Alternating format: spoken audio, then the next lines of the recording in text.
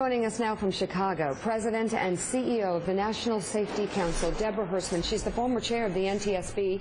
Also joining us, NBC News national correspondent Peter Alexander at the table. Peter. Mika, nice to see you. Deborah, first question, if I can, very simply. We heard that the cockpit voice recorder was said to be damaged, but presumably usable. In your time at the NTSB, what success did you have when they refer to these voice recorders as being damaged? And what can you listen for beyond just voices? You know, it's no surprise that they're saying that the recorder is damaged. It has a sturdy outside case that's intended to protect the data within, and so given the catastrophic nature of this crash, that outside case is probably damaged. What's important is that the data inside that solid-state recorder is protected, and so if they can pull information off of it, they're likely to get not just the conversations between the crew and air traffic control, but any conversations in the cockpit.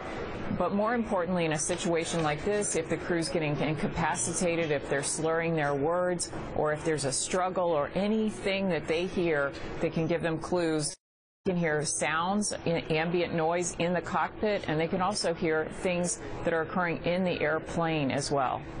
Steve Ratner?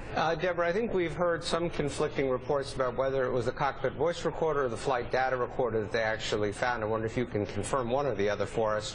And regardless, in your experience, are we likely, if we find one, are we very likely to find the other? So I think that early on in the investigation, there was a lot of conflicting information. We heard yesterday that it was a flight data recorder and that it was a cockpit voice recorder. Today, what we're hearing is that it's a cockpit voice recorder. I do think that if they located one, it's very likely that they will locate the other in the debris field. But certainly, if they targeted one, they want to get that back to the lab as soon as possible. The French authorities have a lot of experience with the recorders, and they should be able to download that information and audition it within a few hours of getting it into their lab.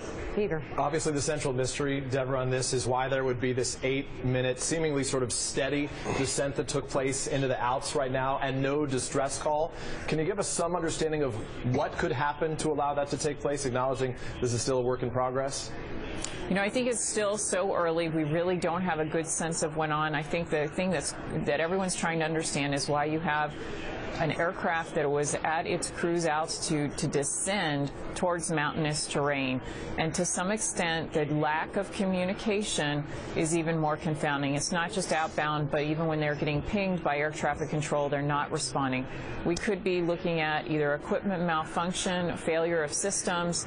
We could be looking at crew incapacitation.